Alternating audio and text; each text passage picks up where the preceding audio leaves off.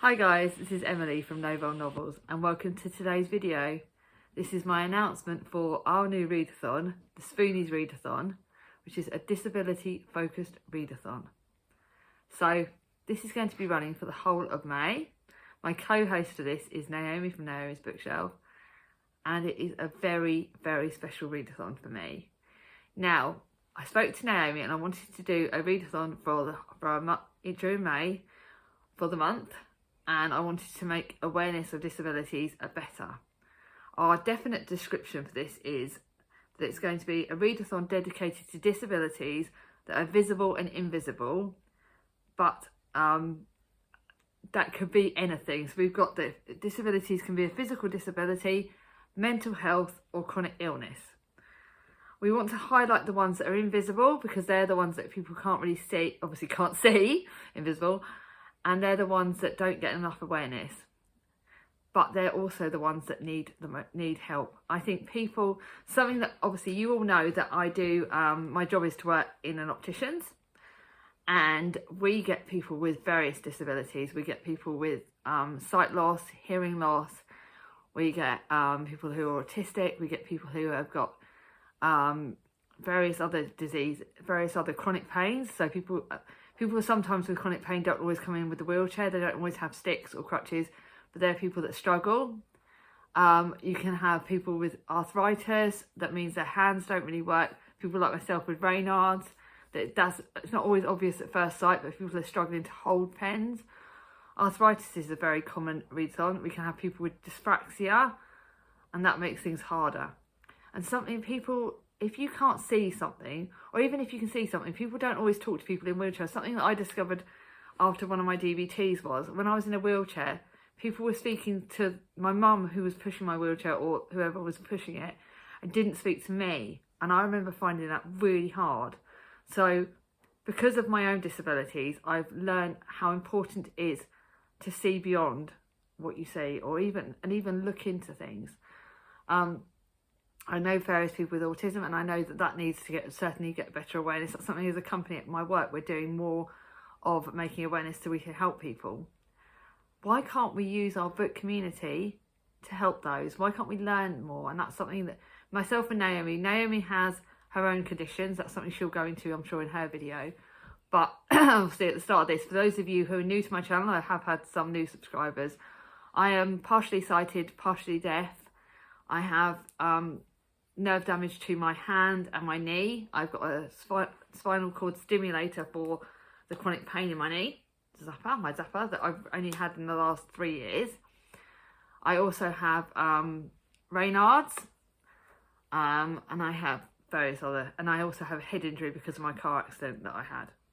So I'm going to be doing more videos in May regarding this to support the readathon. But Spoonies is a site that you can go on, and it talks about the people that have got disabilities. We have less spoons than other people. Now, a spoon is something that requires energy to do. Now, I'm going to give you the link to a page that Naomi found, and it just does describe the Spoonies theory quite well. And basically, like on a bad pain day, you have less spoons to use, so less energy to use. And it breaks it down over how many spoons each activity that you do in a day takes. And for people without disabilities, you have a lot more spoons, so you have a lot more things you can do before you get tired. And then once you've exceeded your number of spoons, you will wipe you out. And it can, with some chronic pain and some disabilities, wipe you out for days. So you have to be careful how you do things. I have made a bingo board, which the lovely Naomi has helped. I will, I don't know whether you guys want me to, I will have it, and I'll be putting it on Instagram as soon as the readathon starts.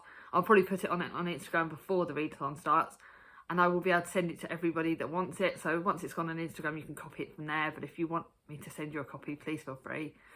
There are 9 prompts for this.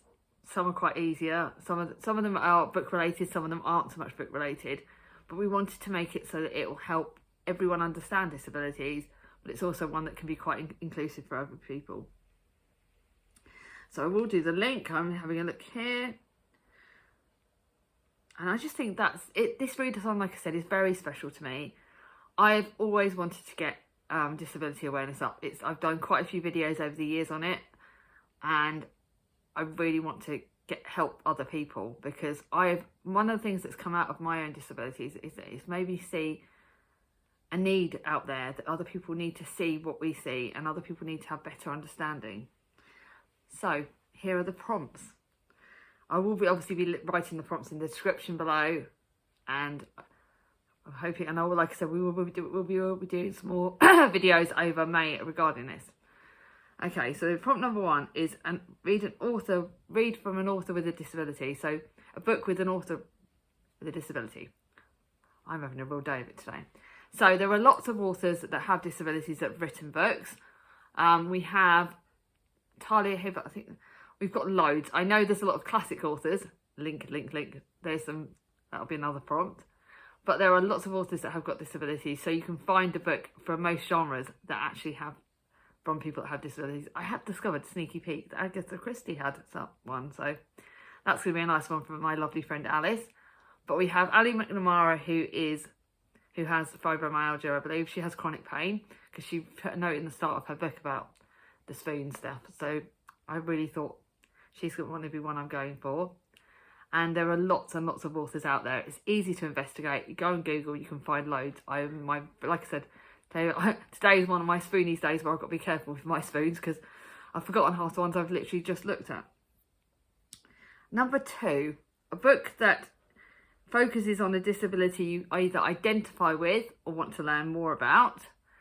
Sneaky Pete, Katie from Books and Things' new book that's out, The Secrets of Hartwood Hall, has a partially deaf character in it.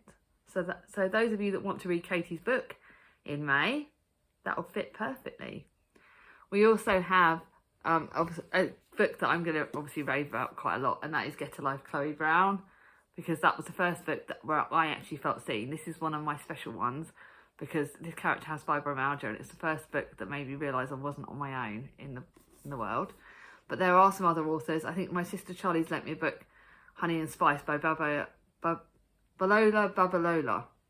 Hope I said that right. There you go. Charlie's lent me this. If I get time, I'm going to try and read this for the Readathon. That fits that prompt as well. Number 3 is self-care. So the thing with chronic pain and any invisible disabilities is a lot of us need to take care of ourselves. When we're having a good day or a bad day, self-care is important. So a self-care prompt is, you can put a picture on Instagram or share it on social media, or even do it in your video. Face masks are quite good to help you relax. Reading, it can be having a good cozy bath. It can be, obviously I don't want pictures, I need pictures of people in their baths. It can be eating cozy food, like eating comfort food. It can be cuddled up in a blanket. It can be self-care. You can get yourself a new book. That's one I use quite a lot. When I'm having a low day, I tend to go on Amazon or go to charity shops. Yeah, you're all dangerous. You know what I'm like. But any kind of self-care is very important. And it could just even be going snugly up in bed reading. That can be quite a good one. The next prompt, number 4, is read a book with an easy to read format. So something with people with arthritis can struggle with, or headaches. There are various other conditions where it can be hard to actually physically hold a book. So people can use like an e-reader. So you've got an e-book, or you can listen to an audiobook. That's what some of us find a lot easier. So read a book by an easy to read format. So either an audiobook really, or an e-book. Don't know if there's any other formats that are easy to read, but please feel free to look into that and do that. I'm going to be listening to an audiobook throughout the month. I can't remember which one I put down, but obviously you'll hear it in my TBR, and I'll be having an ebook as well. I don't do the ebooks very often because I tend to read my physical books, but I certainly use the audiobooks when I need that, and I find them quite helpful.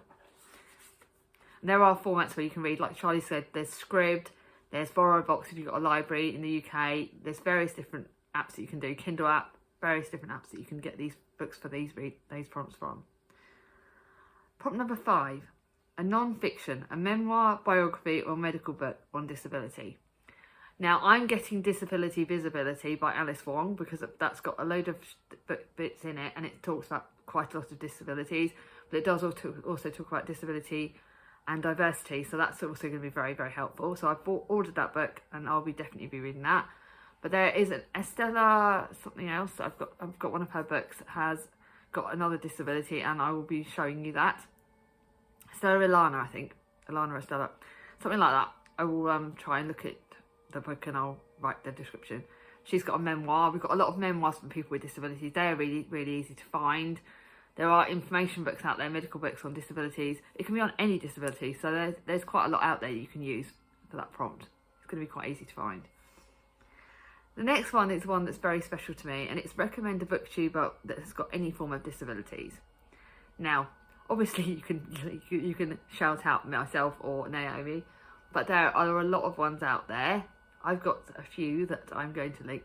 I will say though, if you're going to recommend these booktubers, sometimes check with them if they are happy with you sharing their disabilities, because some people are very confident with it, some people aren't so much. So do check with that. But I think it's also important to shout out those of us that are struggling, those of us that can struggle to make videos because of our disabilities, but we still do it. We still go above and beyond for the booktube community. So I think that's a really good sharing the love prompt. We thought we wanted to shout it out. The next one is read a comfort book. So we all have different ways of comfort books. You guys know for me, a lot of the time it's contemporary or historical fiction. But I know there's people like Gemma. I know she likes her sort of fantasy or her own sort of genres. We've got lots and lots of people who like different genres. Alice, I have to shout Alice out all the time. She loves her mysteries and stuff. She's a big Agatha Christie fan. So you can read any book that will make you that will just make you feel like you're having a hug in a book, and it doesn't matter what genre it is. Just read a book that's going to give you comfort. The next one is to research a disability you don't know much about. So you can research it and you can put it on Instagram, or you can research it and do a video on it. We don't mind. That's going to be really interesting because it's good, like I said, to learn about what's out there, the disabilities that are out there, and how we can help others. And then the last prompt is to read a classic with disability rep. Now, I didn't actually discover how easy this is going to be, because there is actually a stack of classic authors that actually had disabilities. Did you know Fyodor Dostoevsky had disability? Agatha Christie had them. I know we've got John Milton, who was the blind poet. Stinky Pete, that's one of the ones I'm going to be doing. Elizabeth Gaskell actually had her own, I think she had chronic pain or something, so she would be quite good. There are lots and lots.